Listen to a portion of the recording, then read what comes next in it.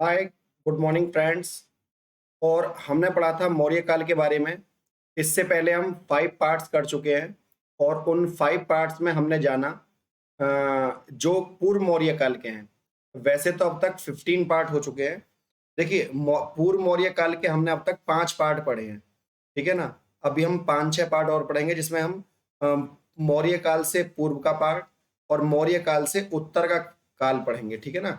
तो ये पूरा ही टॉपिक मौर्य काल का कवर करेंगे क्योंकि काफी क्वेश्चन आते हैं इसमें, बौद्ध धर्म जैन धर्म भी शामिल हो जाता है।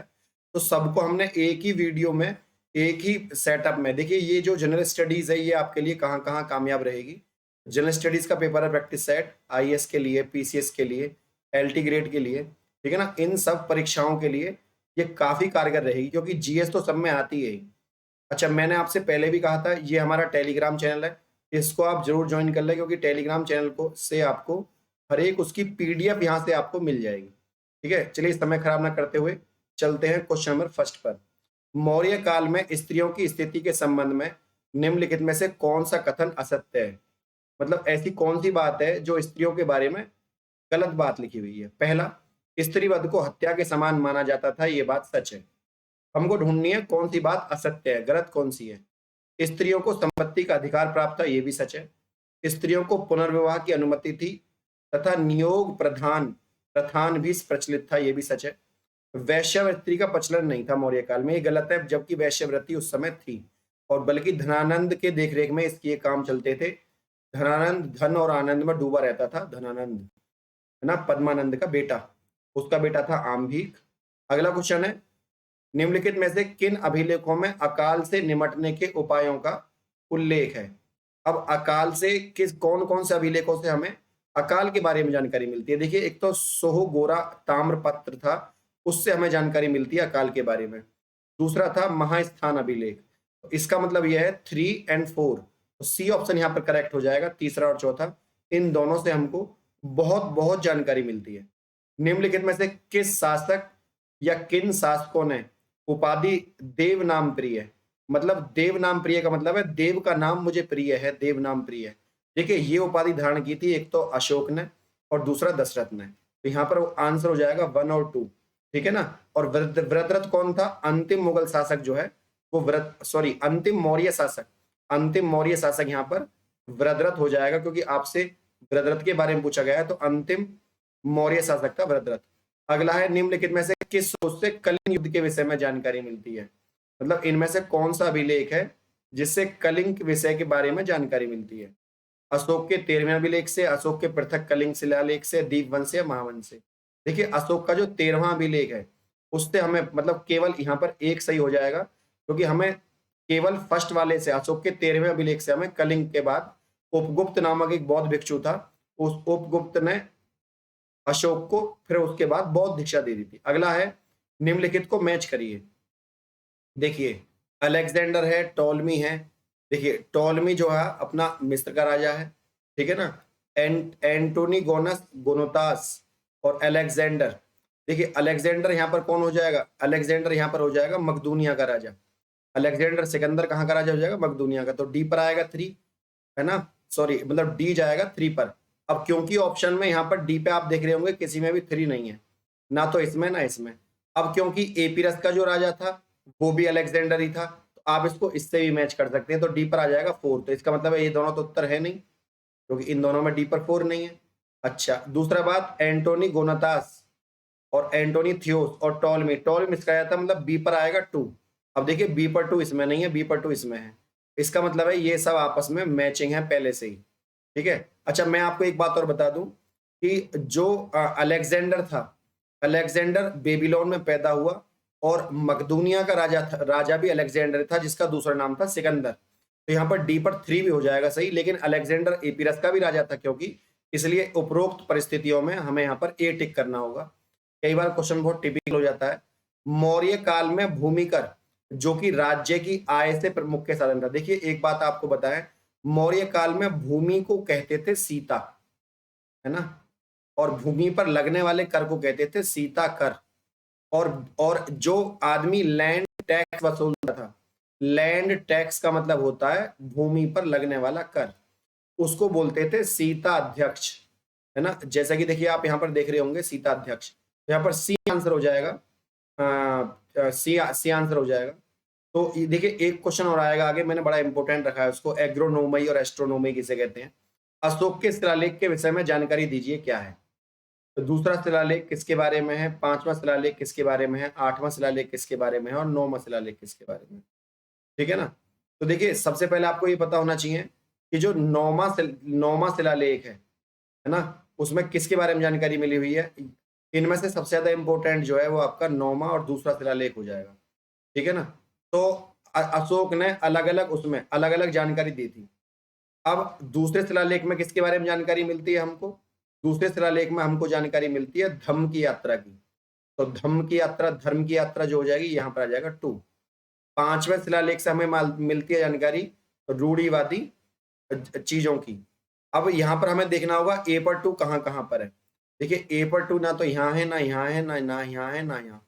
अब धर्म महापात्र यहाँ भी लिखा हुआ है, तो हम इसको किससे मैच करेंगे, धर्म ए पर चला जाएगा 3। अब देखिए ए पर 3 इनमें भी नहीं है, इनमें भी नहीं है, इनमें भी नहीं है। अच्छा ये ऑप्शन यहाँ पर गलत हो चुका है, क्योंकि जो डी ऑप्शन है आप देख रहे होंगे यहाँ पर 1 2 2 4 लिखा हुआ है, तो हमें इसको खुद ही मैच करना होगा सही तरीके से। तो हम इसको मैच करते हैं। देखिए दूसरा शिलालेख में हमें जानकारी मिलती है रूढ़िवादी अनुष्ठानों की। ठीक है, मैं इसको ऑप्शन को सही कर देता हूँ, रूढ़िवादी अनुष्ठानों की। ठीक। अच्छा दूसरे नंबर पर फिर उसके बाद हमको जो जानकारी मिलती है पांचवें शिलालेख से हमको जानकारी मिलती है धर्म महापात्र से, है ना। इसको मैं एक बार रफ कर देता हूँ क्योंकि क्वेश्चन जो है पूरा ही मिसमैचिंग हो गया है, क्योंकि ऑप्शन में एक ऑप्शन यहाँ पर गलत है और धम्म के बारे में 2 बार लिखा हुआ है। ठीक है, अब इसको लेते हैं। देखिए दूसरा शिलालेख में हमको जानकारी मिलती है, दूसरे शिलालेख में पुरुष और पशुओं के कल्याण हेतु, तो ये आ जाएगा 4 इन दोनों में है नहीं, ये कट जाएगा। ठीक है, पुरुषों और पशुओं के कल्याण हेतु। जो पांचवा शिलालेख है, पांचवें शिलालेख से हमको मिलती है धर्म यात्रा की पद्धति के बारे में। ठीक है, उसके बाद जो आठवां शिलालेख है, आठवां शिलालेख से हमको जानकारी मिलती है धर्म महापात्र संस्थाओं के बारे में, और नौवें शिलालेख से हमको पता लगती है रूढ़िवादी अनुष्ठान और प्रथा। तो इसका आंसर हो जाएगा पहला ही, ये आंसर यहाँ पर करेक्ट हो जाएगा। ठीक है, अगला क्वेश्चन है कलिंग युद्ध के निम्नलिखित में से कौन सा परिणाम सही नहीं है। कलिंग युद्ध के बारे में जैसा कि आपसे पूछा गया है, कलिंग मगध राज्य में एक प्रांत बना लिया गया था। युद्ध में नृशंस परिणामों से अशोक के व्यक्तित्व और अशोक की सार्वजनिक नीतियों में क्रांतिकारी परिवर्तन हुआ। कलिंग युद्ध के बाद उसने कोई युद्ध नहीं किया, ये बात सच है तीनों। मौर्य सेना में कटौती कर दी कलिंग युद्ध के बाद, ये गलत है, डी ऑप्शन यहाँ पर गलत हो जाएगा। अगला क्वेश्चन है अशोक द्वारा दिए गए बौद्ध स्थलों की यात्रा का सही क्रम लगाइए क्या है। देखिए अशोक ने सबसे पहले निगाली सागर की यात्रा करी थी, उसके बाद लुम्बिनी की और उसके बाद बोध गया की। इसमें कोई संशय नहीं होना चाहिए। ठीक है ना, पहले निगली सागर, फिर लुम्बिनी, फिर बोध गया, तो यहाँ पर आंसर हो जाएगा बी। अगला क्वेश्चन है चंद्रगुप्त को सेंड्रोकोट्स या एंड्रोकोट्स कहा गया है, इसके बारे में हमें जानकारी सबसे पहले किस संस्था ने दी। इसके बारे में हमें जानकारी दी थी एशियाटिक सोसाइटी ऑफ बंगाल ने, जो कि हमारी भारत की ही संस्था है, इसने इसके बारे में जानकारी दी थी। अच्छा चंद्रगुप्त मौर्य को सेंड्रोकोट्स कहा गया है, वो किसने कहा। देखिए चंद्रगुप्त मौर्य को सेंड्रोकोट्स और एंड्रोकोट्स कहा था मेगस्थनीज ने, और मेगस्थनीज ने किस में कहा था, वो कहा था अपनी इंडिका नामक किताब में। अच्छा मेगस्थनीज ने एक कहीं कहीं हेराक्लीज शब्द का प्रयोग किया है।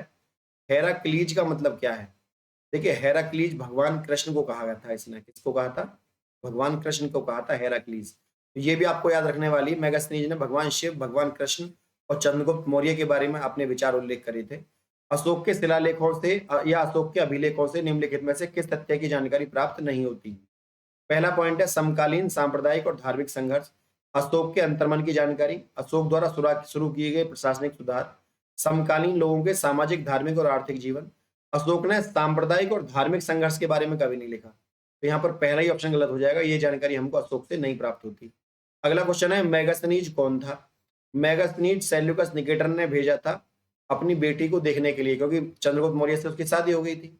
तो आप इसको कहेंगे कि चंद्रगुप्त मौर्य की राजभाषा नहीं होना चाहिए, यहाँ पे होना चाहिए राजसभा, है ना।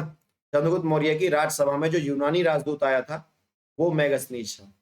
ठीक है, अगला क्वेश्चन है सार्थवाह किसे कहते हैं, सार्थवाह किसे कहते हैं। देखिए बहुत अच्छा क्वेश्चन है। सार्थवाह कहते हैं जो व्यापारियों का काफिला होता है ना, उसके प्रधान को। जो व्यापारी काफिले से इधर व्यापार करते हैं, उनके प्रधान को सारथवा कहते हैं। अगला क्वेश्चन है, अशोक ने बौद्ध होते हुए भी हिंदू धर्म में आस्था नहीं छोड़ी। अशोक ने बौद्ध होते हुए भी हिंदू धर्म में आस्था नहीं छोड़ी, इसका प्रमाण क्या है? इसका प्रमाण है देवनाम प्रिय की उपाधि। जो उसने देवनाम प्रिय की उपाधि ली थी ना, ये उसका सबसे बहुमूल्य प्रमाण है। अगला है, निम्नलिखित में से किस स्रोत में अशोक के राज्यकाल में तृतीय बौद्ध संगति का उल्लेख मिलता है? ये कह रहे हैं निम्नलिखित में से किस स्रोत में अशोक के राज्यकाल में तृतीय बौद्ध संगति होने का उल्लेख मिलता है? अशोक के अभिलेखों से, या दीपवंश से, या महावंश से, या दिव्यावदान से। ठीक है ना? तो आप, जैसा कि आपको पता है कि महावंश और दिव्यावदान, क्योंकि तीसरी जो बौद्ध संगति हुई थी, पहले तो तृतीय बौद्ध संगति हुई कहाँ थी? देखिए, पहली बौद्ध संगति हुई थी जो है वो हुई थी राजगृह में, दूसरी हुई थी वैशाली में, राजगृह वैशाली। तीसरी हुई थी पाटलिपुत्र में, पाटलिपुत्र में। और चौथी जो हुई थी वो हुई थी आपकी कुंडलवन में। तो ये जो बात चल रही है पाटलिपुत्र वाली चल रही है ना?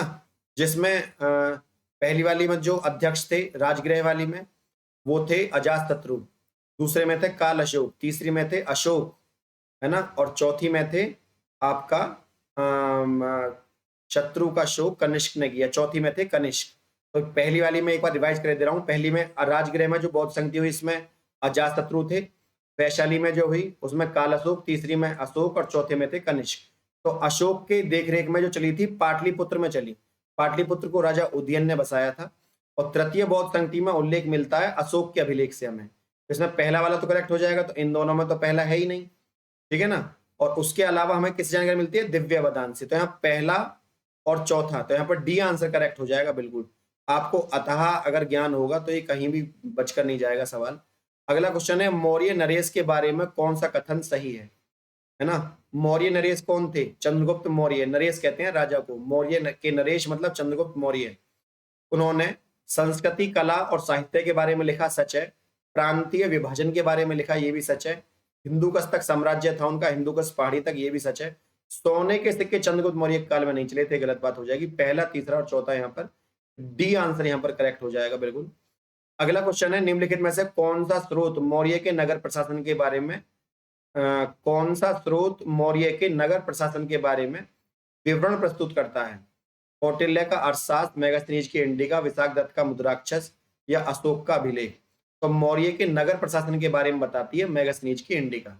वैसे ये किताब भी इंपोर्टेंट है, आप इनको याद कर लें। कौटिल्य ने अर्थशास्त्र लिखी थी, विशाखदत्त ने, हालांकि उत्तर ना हो लेकिन ये जानकारी तो इनमें है ही है। अगला क्वेश्चन है, मौर्य समाज का विभाजन 7 वर्गों में बांटा था, ये बात किस में लिख रही है?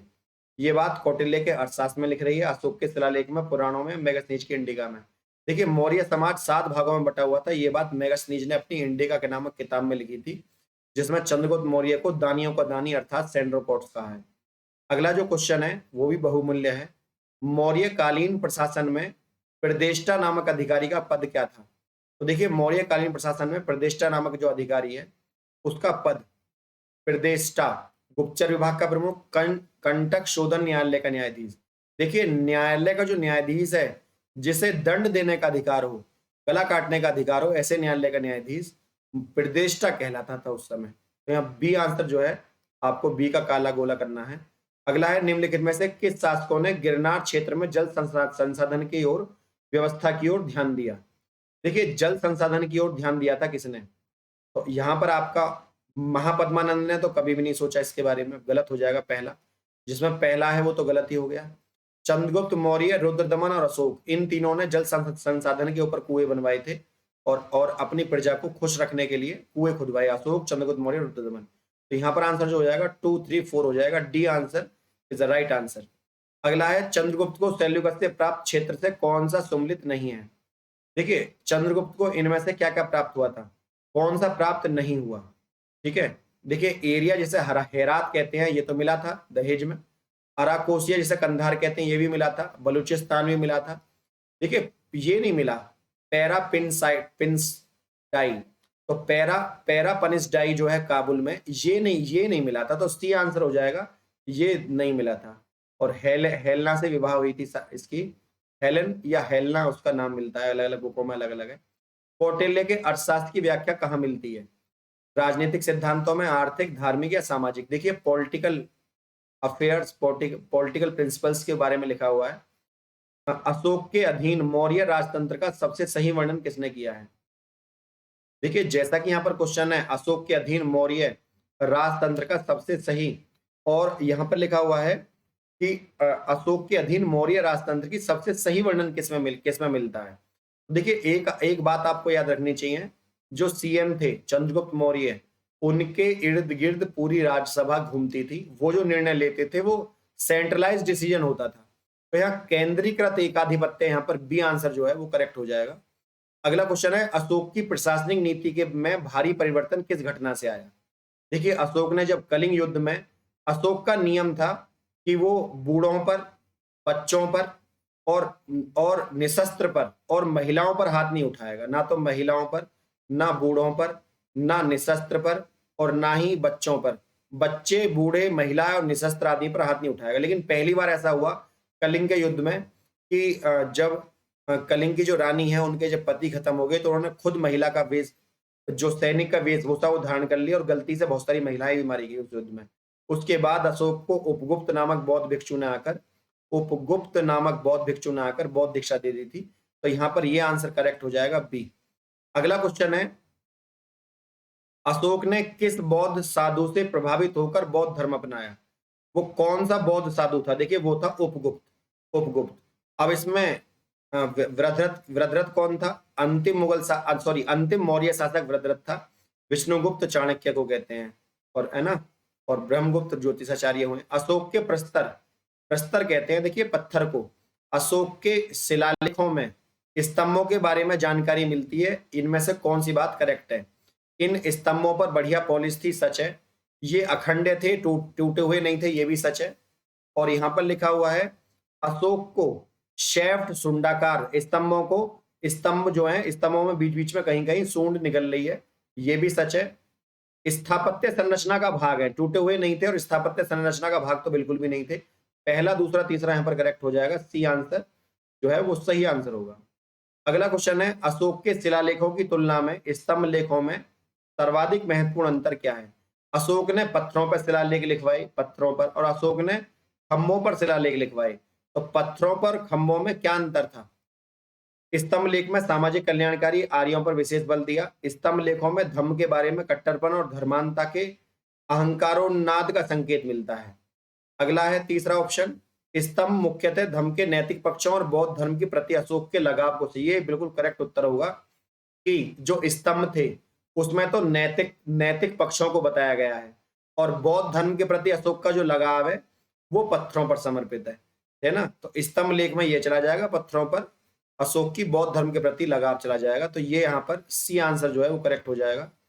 मौर्य काल में मुख्यतः सिक्कों को ढालने के लिए किन धातु का प्रयोग करते थे? याद रखो, मौर्य काल में सोना नहीं चला था, इसलिए चांदी और तांबे का प्रयोग करते थे। तांबे और चांदी का प्रयोग करते थे। सोना तो था पर उसका प्रयोग व्यापारिक गतिविधियों में भी नहीं होता था। अगला क्वेश्चन है, मौर्य प्रशासन में पिंड कर किसे कहते हैं? देखिए पंजाबी भाषा में पिंड कहते हैं विलेज को। अब जब विलेज को कहते हैं मतलब गांव, जब गांव को कहते हैं पिंड, तो आप बताइए एक गांव से संयुक्त रूप से जो टैक्स संग्रहित है ना, संग्रहित का मतलब है कलेक्शन, तो जो पैसा इकट्ठा होगा उसको पिंड कर कहते हैं। पिंड से लगने वाला कर, कर माने टैक्स, एक गांव के लोगों ने इकट्ठा करके एक बार में ही दे दिया, उसको बोलते हैं संयुक्त रूप से, है ना। मौर्य प्रशासन में लगता था। और आज का लास्ट प्रश्न है, निम्न स्थानों पर कहां पर अशोक के शिलालेख मिलते हैं? देखिए अशोक के शिलालेख अहरौरा में मिलते हैं, होली में भी मिलते हैं, और गिरनार में भी। धौलियाभिलेख में अशोक ने कहा था कि सारी संतान मेरी प्रजा है, तो यहाँ पर 2 भी आंसर हो जाएगा। तो यहाँ पर ये सभी इसका उत्तर हो जाएगा। फ्रेंड यदि वीडियो आपको अच्छी लगी हो तो वीडियो को लाइक, शेयर और चैनल को सब्सक्राइब करना ना भूलें आगे किसी भी वीडियो और अपडेट के लिए। आज के लिए इतना ही। जय हिंद, जय भारत।